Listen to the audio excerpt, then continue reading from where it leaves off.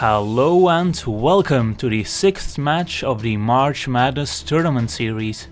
Today, Monowhite Exalted Auras will be facing 5-color good stuff. We will be playing out the 5-color side, while Yurtle will be on Monowhite.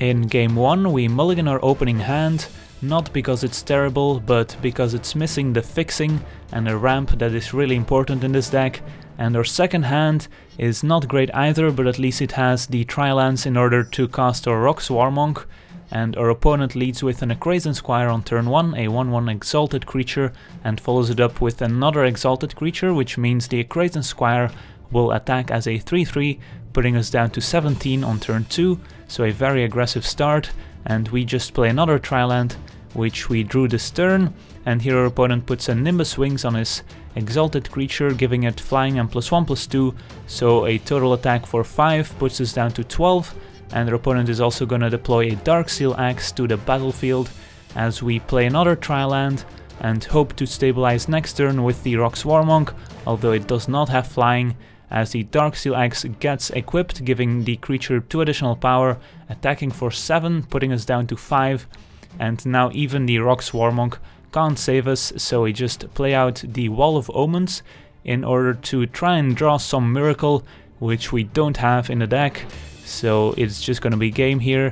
As we pause a turn, the flyer will fly over for the win and take us out. So Monowhite Exalted Auras is up 1 game to 0 over 5-color good stuff in what has to be the fastest game yet in the tournament. In game 2 we keep our opening hand, which is pretty good, having 2 Tri-Lands and an untapped land for our Cultivate, so we play out one of our Tri-Lands and pass a turn, and this is a turn 2 Hero of Iroas, which is a very scary card, so we just hope our opponent does not have any auras he can put onto it. So our opponent is just gonna attack us for 2, put us down to 18 life, and deploys a Mentor of the Meek, which can start drawing him some cards.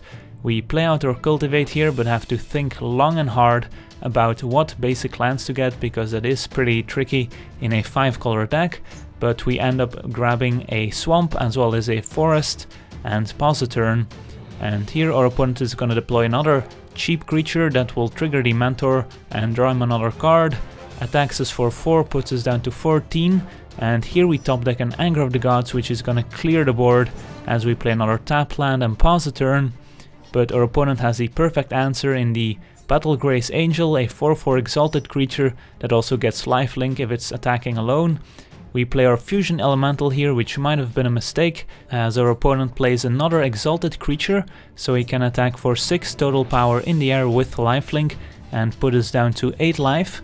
As we draw our card, we realize we're in a bit of trouble here, so we decide to attack with the Fusion Elemental, hope our opponent blocks with the Exalted creature, but he does not.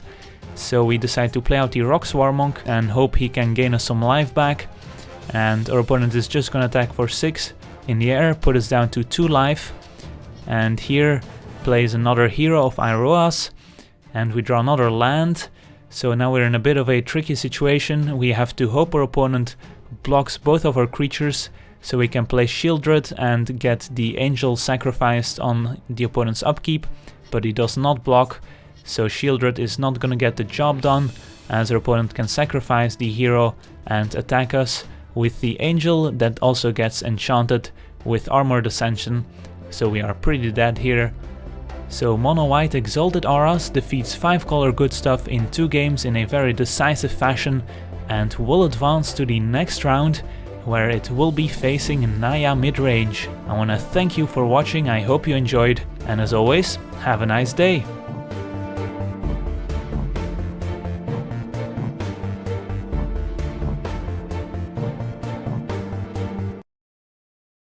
Alright, since the match was pretty short, I've decided to add a little extra gameplay here with the 5-color deck, so hopefully we get to see it in action this time. And this opening hand is very interesting, and I think we mulligan this because we don't have any ramp or fixing really. I think this is keepable.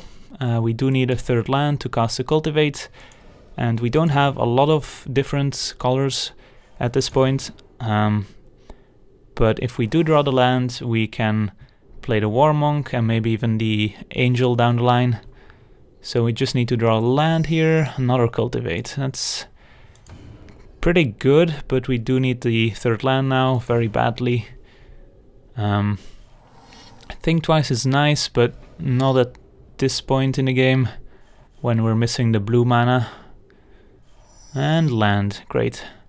Alright, so we can actually go for the full rainbow here, getting blue and black. And then next turn, I'm just gonna play out the angel, I think. Blue, it's always tricky to get lands. Black, there you go. Alright. And yeah, let's pause a turn. Our mana base is sort of alright now. If we draw a card with a double cost, then we can always use the other cultivate. Rabble Master is also pretty annoying. It's gonna do a lot of damage, but we can still block it next turn with the angel if our opponent doesn't have removal for it. Wall of Omens is also interesting. I do think we just run out the angel and see if our opponent has an answer. And if he does attack with the Rabble Master, do we block? Because that's likely indicating that our opponent has a way to finish off the angel. But I actually don't mind trading the angel for the Rabble Master here, I think, since we do have a decent hand going forward. Yeah, just gonna send them all. And if our opponent does have like an edict effect here and we don't block, then we're really far behind. I think this is a close decision, but I am gonna go for it, and let's see if it works. Right, and there's a Vicious Hunger finishing off the angel. That's fine, it's still a 2-for-1 trade. Alright, so here we can actually cultivate and play the War Monk in the same turn. We could also go for Wall of Omens instead, but I think getting the War Monk out there is good. And let's see, what colors do we need? I think we can go for another. We do have a double black, double red and double blue, so let's just go for some extra white sources in case we draw out Planar Cleansing. And I don't think we need more than one green source, so yeah, let's just go for 2 white sources actually. Or actually we have to go for a green if we want to play the War Monk this turn, so never mind that. So white can go into play tapped, and if we have another green source here, into the hand. Alright, so yeah, just play the green source and play the War Monk. And if we do drop Planar Cleansing, we can use these Think Twices to dig for another white source. Alright, so let's see if this War Monk stays around, or if he's gonna die here. We did add him to the deck to fight early aggression. Opponent goes for Cultivate, so I think that favors us since we are likely going bigger than what the opponent's doing. So if our opponent's ramping and we are ramping, I think we come out ahead. Alright, Soul of Ravnica, that's a spicy one. Can't cast it quite yet because we don't have the double blue in play yet. So let's go for Wall of Omens and cast it like this. And we find another Crumbling Necropolis. So I think we do attack here because I want to gain a life and get rid of these tokens, and we have the wall to block. And he does chump, alright. And I think we just pause a turn here. Don't think there's a reason to play Think Twice right now, unless we hit another ramp card. So yeah, actually I think that's a reason to go for it here.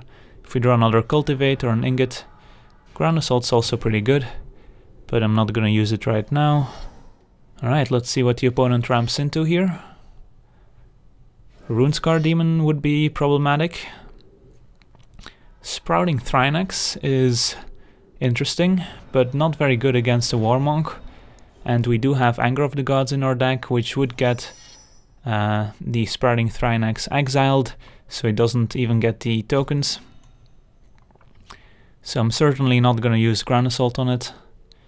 And I think I stay on defense now, since otherwise our opponent can double block. So do we play the Soul of Ravnica or not? I think we do. Yeah. If our opponent has removal for it, that's good for him. But I think he would have maybe used it on the Warmonk already. And no attacks here, so let's pause the turn. Just want our opponent to play a big creature that we can Ground Assault here. Genesis Hydra. That sort of qualifies, but it does get him a second creature, which looks to be another Sprouting Thrinax. So, alright. Opponent running Anger of the Gods and Sprouting Thrinax in the same deck. That's an interesting decision. Let's see if we find our own Anger of the Gods. So right now we can activate this to draw 3 cards. Yeah, 3 cards, because we have blue, white and green permanents in play. Could also just activate, play the Obelisk of Alara. And I think I do also want to Ground Assault away the Genesis Hydra. And we do have 3, 4, 5, 6, 7, 8, 9. So enough lands to kill it. So I think we just go Obelisk, Ground Assault the Hydra and attack. And then dig for an Anger of the Gods next turn. But so far these Sprouting Thrinaxes aren't really a problem. So yeah, let's just attack here.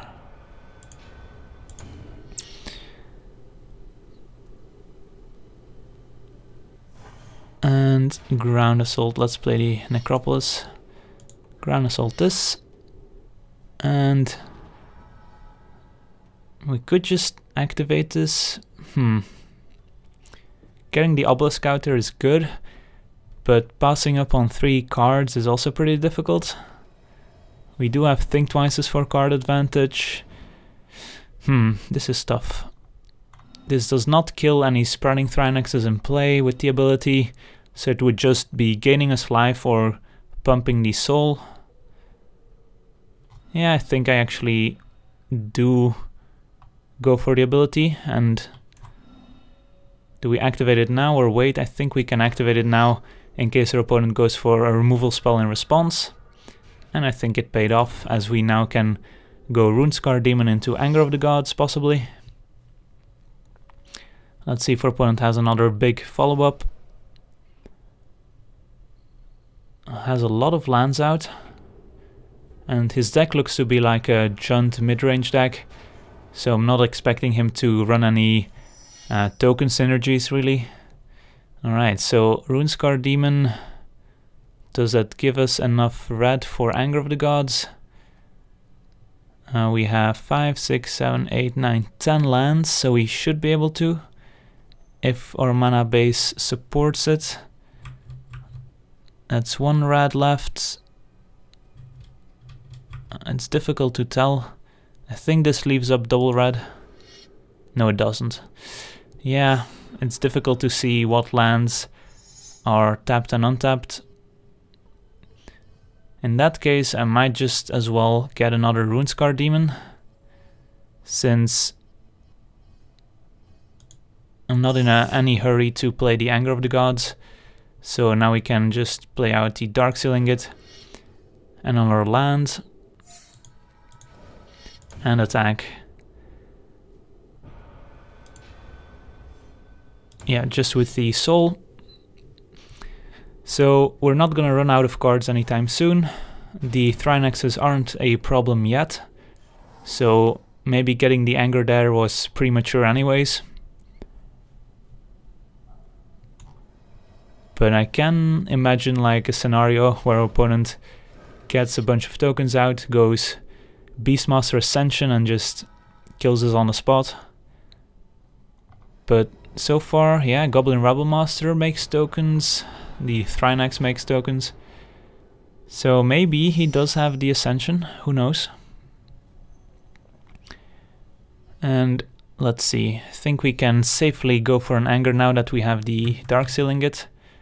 So yeah, this is gonna leave up double red. And let's get the Anger. Could also go for a Dragon, but this seems too sweet to pass up on. It's gonna exile all the Sprouting Thrynaxes. And let's attack and hope our opponent doesn't have a bunch of removal spells now that we dealt 3 damage to all our creatures. But looks like this is good. Alright, so we managed to beat a Junt deck. So I wanna thank you for watching this additional little gameplay here. And as always, have a nice day.